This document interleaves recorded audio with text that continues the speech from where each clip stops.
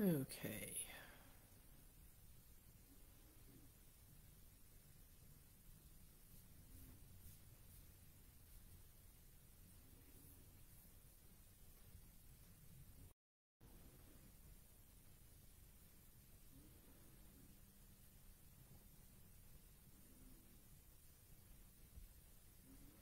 Well, oh, for the Lord's sake.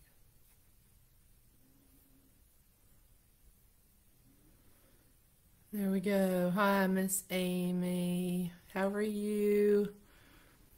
They kept telling me that I had something to fix, so waiting on 2 o'clock.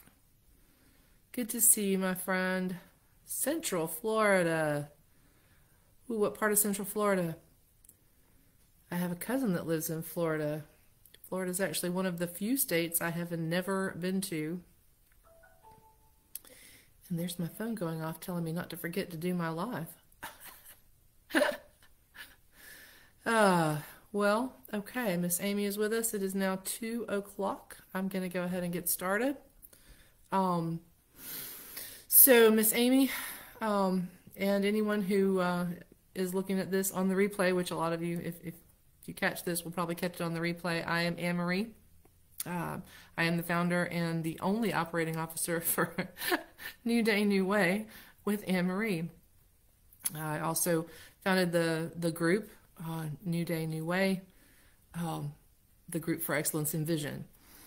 So the previous live that I did was regarding our limiting beliefs. I called a group of them personal paralysis, kind of went over that. I know that Miss Amy, Miss Amy's in Orlando. Hot dog. Yeah, I got to come to Florida. Never been to Orlando. So yeah, why I'm doing these, it's part of a series regarding our limiting beliefs. And I grouped the first set into personal paralysis. We talked about the pre-qualifier, the person that pre-qualifies everything, the disclaimer, and the apology. If you saw it or read the blog, I hope that any of that rang true with you. And what I had done with the last live was call to action, say, hey, write these down. Write down some things that you know that you do that pretty much cut you off at the knees or stop you in your tracks, that you know that you're doing. And if any one of those three, if you are the pre-qualifier, the person who disclaimers everything, or the apologist, write down those things and just kind of get an idea of seeing them in writing. What is the self-talk that's in your head at that time, the self-talk that we say to ourselves? Because I say this over and over, and I'll say it forever, the things that you would never say to somebody else, you're saying them to yourself. What kind of sense does that make? And I know from whence I speak, because I spent most of my life with some of the worst self-talk. If somebody, as mean as some people were to me when I was a kid, if somebody had said those things to me, I'd have curled up in a ball. Which I guess is essentially what we do. We kind of curl up in our little ball, and we don't do anything about them. Pardon me. All right, so Miss Amy and anyone who's watching this later on, I would like to thank you for taking the time to watch, and I would like to go ahead and ask if Miss Amy or anyone else, if you have any questions for me. If you get this on the replay, please do a hashtag replay. I will answer any questions that you might have, or if you have a comment, anything that you gleaned from last time, because today we're going to delve into why we have these. And it's not going to be, an in-depth, like, all three sometimes. Yes, ma'am, Miss Amy. I've done them all too. So the reasons that we do this, in case, no one's, or someone needs to look at why. The easiest question is to go, well, I've heard this before. I had a rough childhood. I had an absent parent. I was bullied at school. I was born scared. That was the scariest one anyone ever said to me. I was born scared. Nobody is born scared. You do not come into this world, take your first breath, terrified. You're cold and you're probably a little ticked off because, you just went through all this trauma and now you're cold, but you're not scared. You don't come into this world afraid of things because you don't know what any of the things are. So you're not born scared, but you adopt these things over the course of your childhood, things that you're told, that you take in, especially if you're told them enough times. You take them in and they become part of the belief system you have for yourself. Pardon me. The rest of it comes through personal experience. And I talked about this before. You know, you have these experiences, whether they're traumatic or just bad, scary, whatever. They're attached to that emotion. Everything that we take in and keep forever is attached to an emotion. And the ones that are attached to the emotions that don't serve us, they're the ones that end up in our subconscious, dictating what we think we can and can't do or accomplish in our lives. So we have these things. I'm sorry, I just kind of hit my knee on the desk and probably shook the camera a little bit. I'm in trouble getting comfortable because I don't like my chair. So, as I said before, even the most confident of people have this happen to them. And some of you are going to say, well, why do I have to, I'm listening to you, Marie, and it's nice to see you, but why do I have to try to be by myself? Why do I need to delve into this and know these things about myself? I'm pretty successful. I like who I am. Well, okay, I like who I am.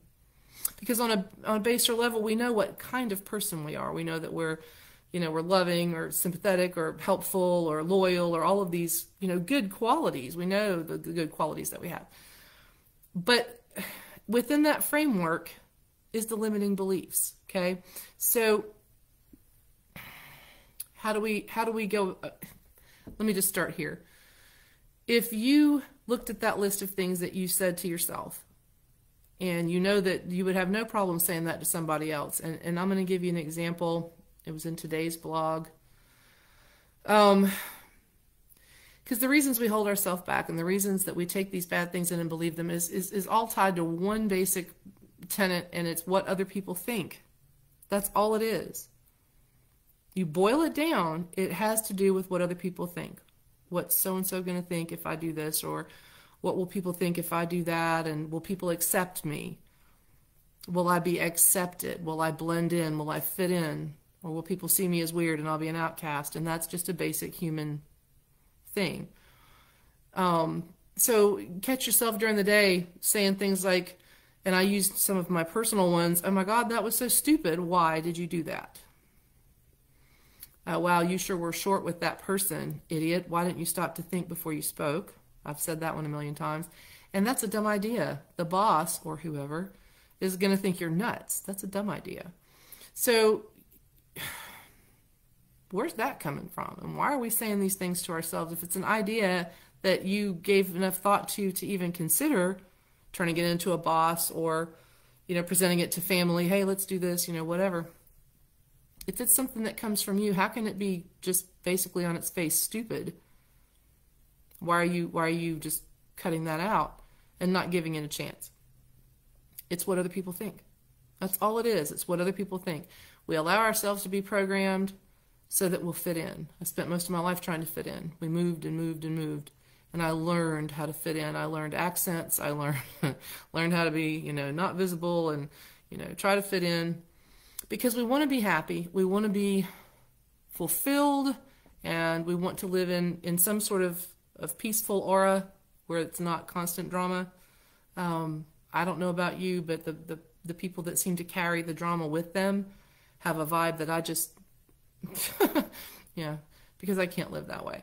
But most of us want to feel necessary. We want to feel necessary to others, but we need to feel necessary to ourselves as well. Have you thought about that? Feeling necessary means you're important. It means you're worth taking the time. You would take the time with a stranger if they dropped their groceries in the parking lot and you would help them.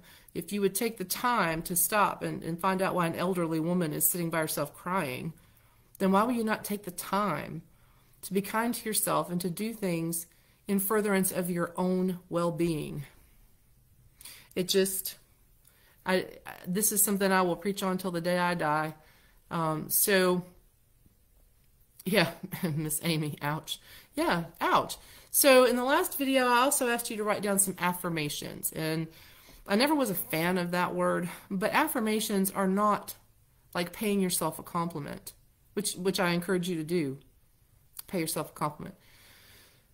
Affirmations are things that you haven't quite taken to believe yet, but you can own them. You can take them and put them in your little sack of good things that you keep with you, the toolkit. Yeah, and you can own that. It's an affirmation. I've written down a list, I don't know how many times, and it changes, but there's several that stay the same. So if you wrote any of those down, what I had said was, let's replace one of the bad self-talk things with a good affirmation. And that's something that I want everybody to work on. It's a daily choice. You have to choose you daily. You have to choose it for yourself daily. And I would like to know at this point, Miss Amy says I try to avoid the drama too. Don't we all, honey? It's one of the reasons I'm super choosy about my friends. So at this point, I would like to know if you could pay yourself an affirmation or a compliment, either one. If you could do that, if it's something that you can say, not about like I'm a nice person. I mean, an affirmation about you that you think will replace a piece of self-talk. You don't have to give me the bad self-talk if you don't want, but tell me an affirmation about you that's good, that you would like to adopt and keep as your own, and have it be the thing that comes into your head. Okay? Because the personal paralysis won't go away on its own. We don't solve problems with fear and apathy. We solve problems with action and with our wits. And so what's the whole point of learning all this is so you can actually implement it in your life. I can tell you with absolute authority that if you will implement these things, just these very basic things, and believe me, there's a truckload more we can do, but we can't cover it all today. There's a truckload more we can do, but if you could do this one thing, and then I'm going to give you one more thing to do. In addition to your affirmations, I would like you to consider borrowing courage. It's something that I am very adept at, and I didn't know. Until I started taking classes at Entre, I didn't realize how many times I'd actually done that to get through a situation. And it was weird to look back and realize that the times that I borrowed the courage weren't super personally important to me as a human being, or, like this is going to be life-changing. It was just that I wanted to do well at something for whatever reason at that time. And then it occurred to me, and I started looking at, well, where did I borrow the courage from? I mean, you've probably already, just in the last couple of minutes, you've thought of a time when you borrowed some courage. You really weren't sure you could deal with this, or you could handle this, or you were going to get through it, or you were going to crumple and start to cry, or what have you, whatever the situation. But you borrowed some courage, and then at the end of it, on the other side of it, you were like, wow, look what I did. I did good. But even as you're saying that to yourself, you knew somewhere inside it was there all the time. You knew it. You just don't admit it to yourself, because we confuse a lot of the time, unfortunately, we confuse self-awareness with ego and conceit and self-centeredness. We were taught to be selfless. We were taught to think of others first. I know I was. And so you confuse the two. Self-awareness just means that you're taking control of not just your behavior, how you choose to behave in any certain situation, but you're taking control of your habits and your mentality and your mood and your brain. I mean, this is what we're doing. We're reprogramming what our subconscious believes by taking action every single day. I don't care who you are, there's at least one thing. There's at least one thing. And no matter how much work we do, there's always, going to be more work to do. But there's still that one thing that holds you back. And you can, we call them limiting beliefs. You can call them a whole lot of different things, actually. But the thing is, until we get past that, it doesn't matter if our business is successful. It doesn't matter if you know, like I was very blessed. My children grew up to be very productive, well-adjusted people in spite of, you know, and the joke is in spite of me being their mom. I make that joke a lot, but I know that I was the mom who did everything I knew to do in spite of, you know, we all make mistakes. In the meantime, it's doing something weird. Give me just one moment. Amy May says, I always said I was not techie. Talked down to myself. I have replaced that with I'm getting more techie all the time. Look what all I have learned. Yes, ma'am. Yes, ma'am. Now, here's the fun part. I was super techie. And then I took the job that I just left 20 years ago. And then the tech industry kind of passed me by while I worked for that company. And so I've had a challenge with the technology, especially since being at Entra. But the thing is, the inside of me, and I always, you know, chalk it up to being competitive with myself. But the thing is I just didn't want it to beat me. I knew that I had the intelligence to figure it out. I just had to have, you know, you can have all the intelligence there is. But if you don't have the patience and the determination and the stick-to-itiveness, I mean, you have to have the drive. You have to really have the discipline. Thank you. That's the one, talking to myself. Discipline. If you don't have the discipline, it doesn't matter how intelligent you are. Intelligent people that don't have the discipline to read are just, what are they intelligent at? You know, they've probably got an IQ of 200, but, you know, if they don't take the time to read or learn or do or participate in anything, what's the point of having that IQ? What are you accomplishing? So, yeah, replace that self-talk. I used to say that, too. I'm not a techie. I'm not a this or I'm not a that. Well, generally, here's what I've come to believe. We are not good at or not knowledgeable about things that we're not generally interested in. I mean, let's face it. If we're interested in it, we pursue it, right? And many times we'll pursue something and then end up using one of these, you know, limiting beliefs and cut ourselves off. I've done that several times, personally and professionally. But if we're, you know, if we're intelligent about something and we can speak on it, it's because we took the time to learn about it and study it and find out about it and enjoy it. You know, if it's, you know, whether it's, you're intelligent about sports or music or medicine or law or philosophy or whatever, it's because you were interested in it. My husband and I have these conversations often, and I'll say, you know, I'm just not very intelligent on this subject because I'm not interested in it. At which point he'll give me a 15-minute dissertation after I've told him I'm not interested in it. He's very intelligent. But he doesn't, I don't know. That's where the listening comes in. We're going to cover that coming up. The listening to understand and not just respond. Listening to understand, there's something we can throw in there. With the borrowing courage. You have got to listen to you. I mean, we practice listening to other people. We practice listening to our partner. We practice listening to our friends. We practice listening to other people, our clients. Are you listening to you? Because it doesn't work to implement these things, to try to get into it with yourself and replace these bad habits, right? It doesn't work if you're not listening to yourself. Listen to understand. And I think one of the other things I'll say is just give yourself a break. I have given people breaks for some of the worst behavior.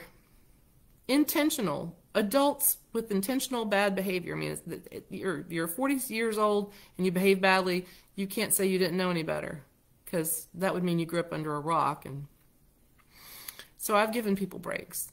I'm not as likely to give myself a break. We're harder on ourselves than anybody else. So you can change all of this stuff. And it's not easy, but it's really basically very simple.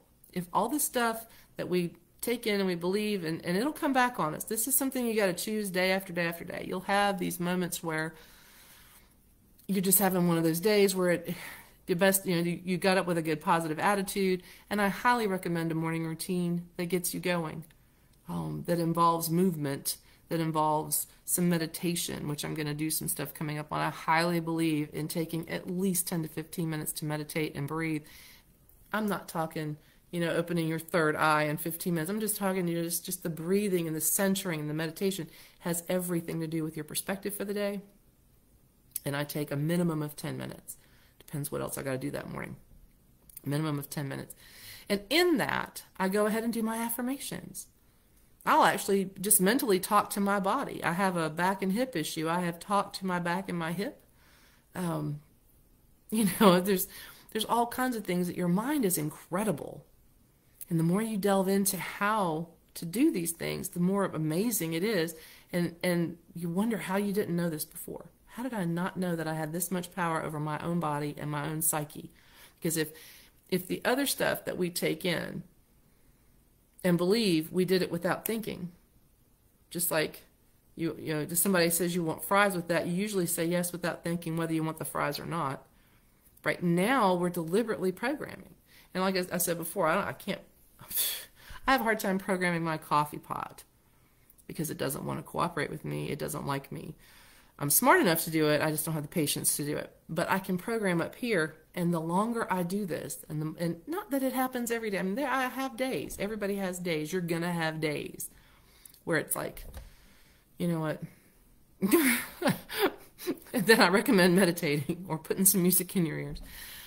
But you've got to choose you daily, because once you realize why you do these things to yourself, then you need to sit down and look yourself in the face and say, why am I not important enough to change this? And as soon as you say it, you're going to go, oh, I am important enough to change this. I can change this, and this is gonna ripple out. It's gonna cause me to have better relationship with my clients and with my spouse and with whoever else, your friends, your kids, whatever. If you would not, I mean, let's face it, it would break your heart to know that your child felt this way about themselves. Why is it not breaking your heart that you feel this way? And I'm not saying you walk around with a total inferiority complex, although some people do. That's a bit more work, but it's still a daily choice.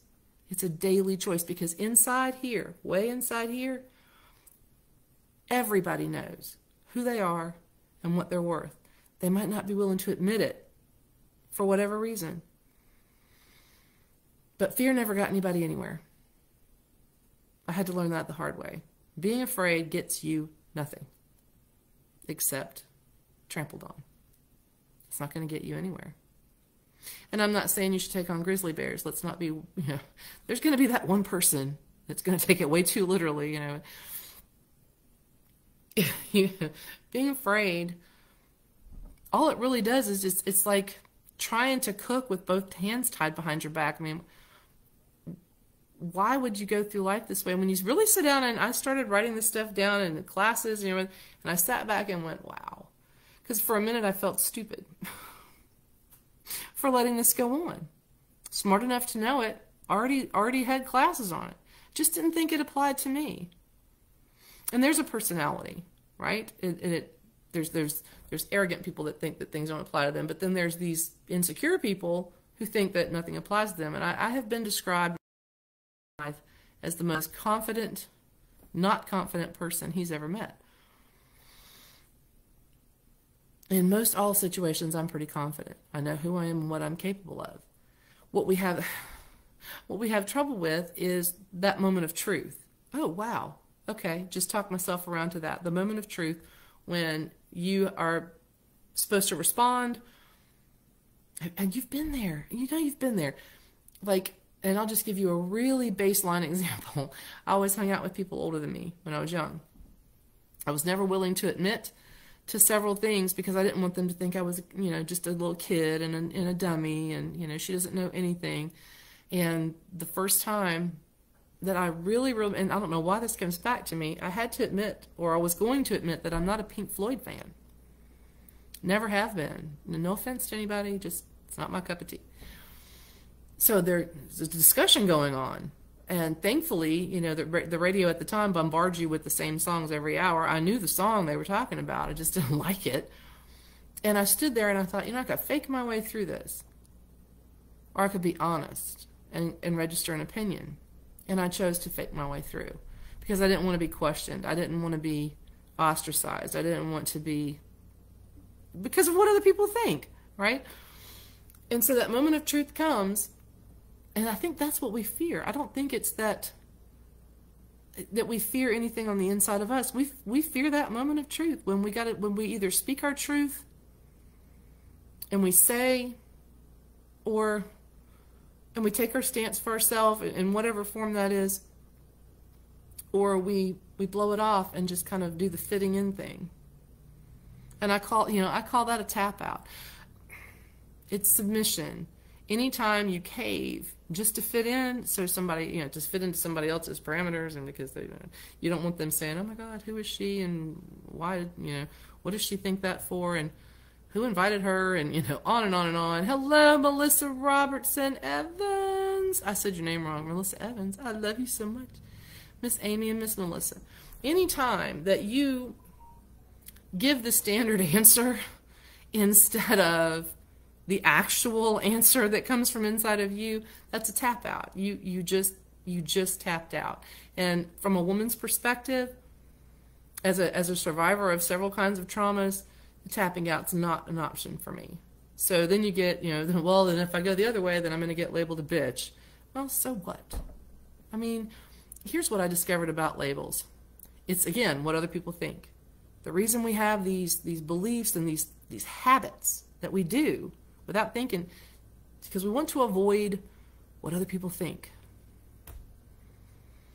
And, here's the fun part. If you're in a situation like I just described where you're afraid to say, then at that point, the younger me should have been going, why am I around these people? Once you start allowing your authentic self and you give yourself permission, which is a huge word, you give yourself permission to think what you think and to be honest and to stop undercutting everything that you do because you're afraid somebody's going to disapprove. Once you give yourself permission to do all of that, I promise you, there is nobody's opinion that you're going to care about anymore except the people that love you and support you, the people that are your tribe. It's really incredible to me how prevalent this is. I mean, eating disorders, depression, suicide rates, PTSD. There are so many forms of PTSD, all based off of things that can be attended to and changed, because people don't understand the power of their mind. They don't understand that starting with just it's the KISS thing and that's what Todd Campbell says, that keep it stupid simple. It's like, Melissa, the techie thing that we didn't have a you had your deep link broke and I broke mine, and I didn't break it, but it was broken. And Melissa said in her post, it was just so simple. And that's when I sat back and went, I should have listened to my intuition, because it was that simple and I had it fixed like that. So this is why, and so I'm sitting here going, okay, well, I'll put that on the live, because I didn't listen to my inner me. I was thinking, well, that's way too simple. It's got to be more complicated than that. And I spent 2 hours chasing my tail, and then had to breathe it out because I was stressed. And you have to keep it simple. Keep it simple and trust yourself. So, okay, I've kind of gone off, don't tap out. So I kind of went off script, and you guys are great for commenting. And I hope anybody that does see this after on the replay will comment and let me know if you have, like I say, if you did look at some habits that you still have that cut yourself off, that limit you, and you wrote them down. And if so, did you write the 5 affirmations?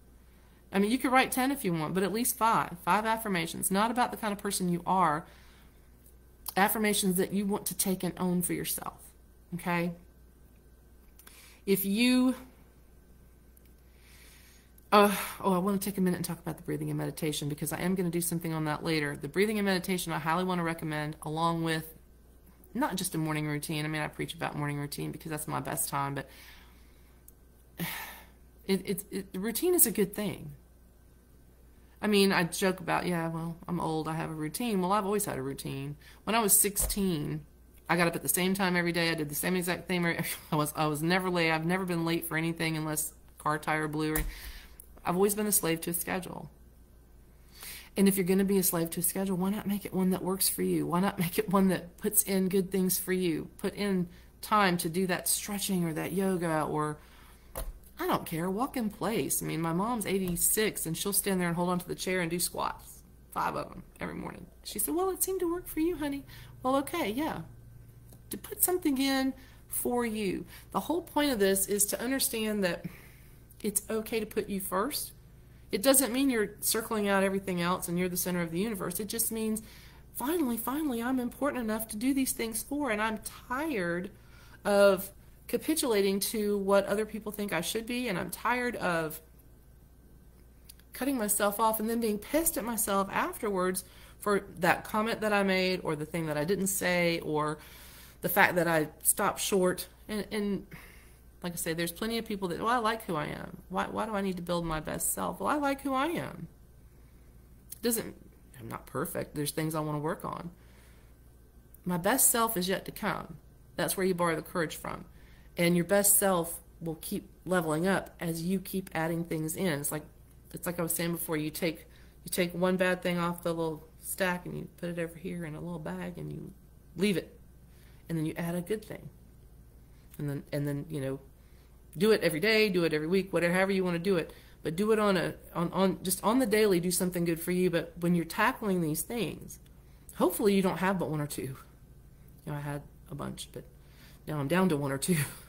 But take the bad thing off and realize that you can mentally, and this is where meditation comes in, you can mentally put that, as Tony Robbins says, in a bag and just set it down and leave it there. It's really that simple. I can tell you, my husband doesn't think it's that simple. But it really is. As soon as you give yourself permission, you have to give yourself permission. And you have to choose every single day. This is not a choice that you're going to make once.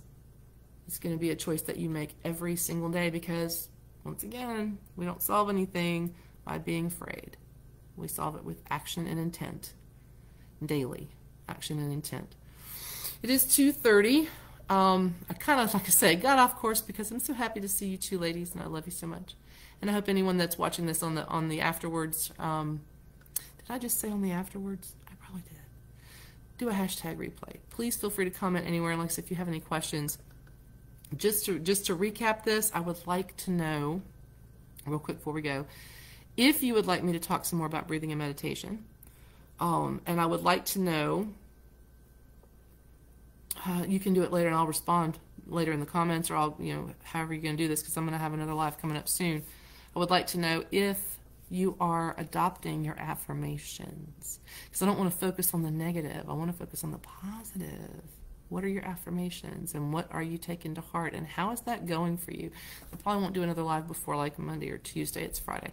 So, and you two ladies know how to get in touch with me anyway. You're both so awesome, and I love you so much. So I want to leave you with that. I want to tell you to be well. I want to tell you to be happy. Okay? Because, that's what it's all about. I know that you're taking major action in your lives, Amy and Melissa. I'm proud of you. I'm proud to know you. You give women a good name. All right, I'm going to go. I love you very much, and I will see you soon at New Day. Oh, wait, before I go, sorry. Yeah, second false alarm. If you're not a member of my group, which is New Day, New Way, the group for excellence and vision, pop me a comment. I can drop you the link to request to get in, because it's a good group, and we tackle some of these issues there. I don't know what the topic is going to be for next time, but it's going to be part 3 in this series. We'll narrow it down. Okay?